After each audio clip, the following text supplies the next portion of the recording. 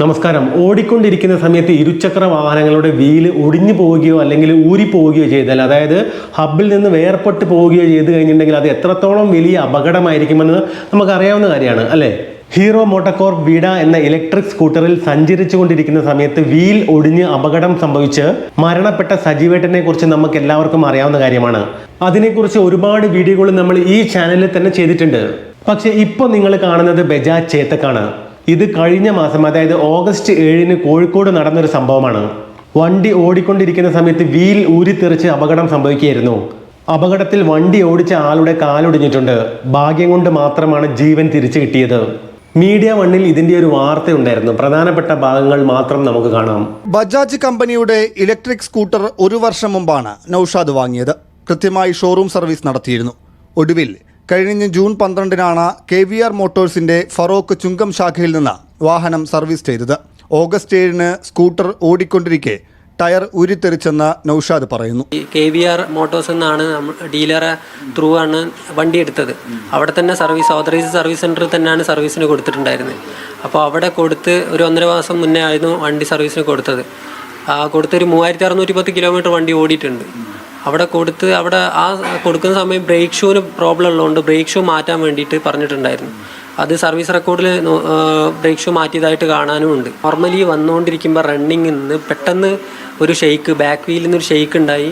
അപ്പോൾ break apply ചെയ്ത ഉടനെ തന്നെ ബാക്കിൽ നിന്ന് ഒരു ഫോഴ്സ്ഫുള്ളി വീല് ബാക്കോട്ടോ എങ്ങോട്ടോ വീല് തെറിച്ച് പോവുകയും ചെയ്തത്.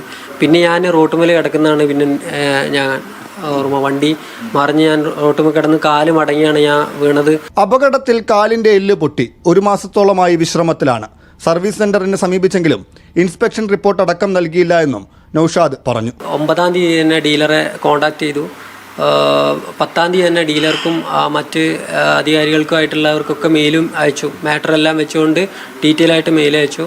എന്തുകൊണ്ടാണ് ഇതിങ്ങനെ സംഭവിച്ചതെന്ന് അറിയാൻ വേണ്ടിയിട്ട് ചോദിച്ചിട്ട് അവരുടെ ഭാഗത്തുനിന്ന് അവർക്ക് ഇൻസ്പെക്ഷൻ റിപ്പോർട്ട് പോലെ ഒരു സാധനവും അവർക്ക് തരാൻ സാധിക്കില്ല എന്നാണ് അവിടുത്തെ മാനേജർ എന്നോട് അറിയിച്ചത്. അർഹമായ നഷ്ടപരിഹാരവും അപകടത്തിലേക്ക് നയിച്ചതിൽ നടപടിയും ആവശ്യപ്പെട്ടാണ് ഉപഭോക്തൃ കോടതിയെ നൌഷാദ് സമീപിച്ചത്. അതേസമയം അപകടം എങ്ങനെയാണ് സംഭവിച്ചത് എന്നതിൽ വ്യക്തതയില്ലെന്നാണ് സർവീസ് സെന്ററിന്റെ വിശദീകരണം. ഹീറോ മോട്ടോകോർപ്പ് വിഡയുടെ വീല് ഒടിഞ്ഞിട്ടാണ് അപകടമുണ്ടായത്. പക്ഷേ ബജാജ് ചേതക്കിന്റെ വീല് ഊരിപ്പോയിട്ടാണ് അപകടമുണ്ടായത് എന്നാണ് റിപ്പോർട്ടുകളിൽ സൂചിപ്പിക്കുന്നത്.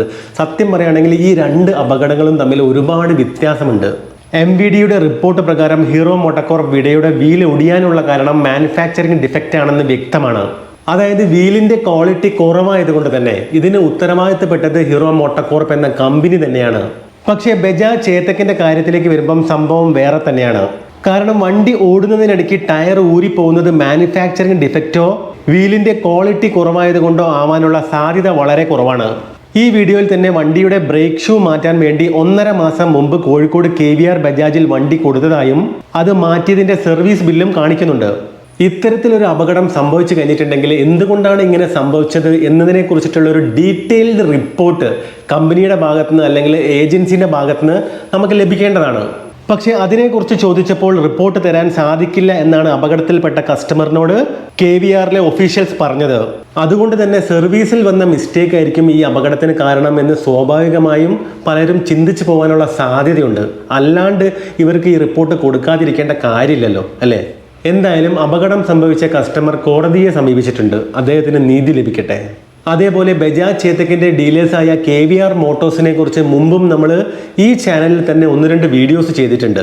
ഈ KVRന്റെ ഹിസ്റ്ററി എടുത്ത് നോക്കുകയാണെങ്കിൽ നമുക്ക് മനസ്സിലാവും ഇവർ ശരിക്കും പറയുകയാണെങ്കിൽ വലിയൊരു ഉഡായിപ്പാണ്. അതായത് കസ്റ്റമേഴ്സിനെ വഞ്ചിക്കുന്നവരാണ്.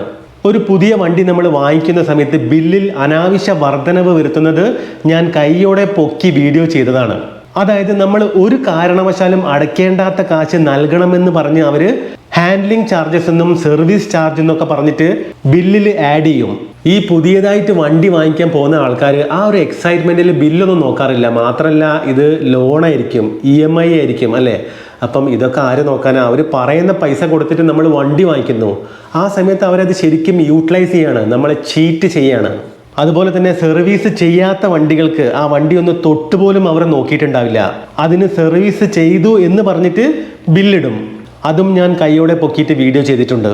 ഈ 2 ഉഡായിപ്പുകളുടെ വീഡിയോ ഞാൻ ചെയ്തിട്ട് കുറേ കാലമായി. അതുകൊണ്ട് തന്നെ നിങ്ങളിൽ പലരും ആ വീഡിയോ കാണാൻ സാധ്യതയില്ല.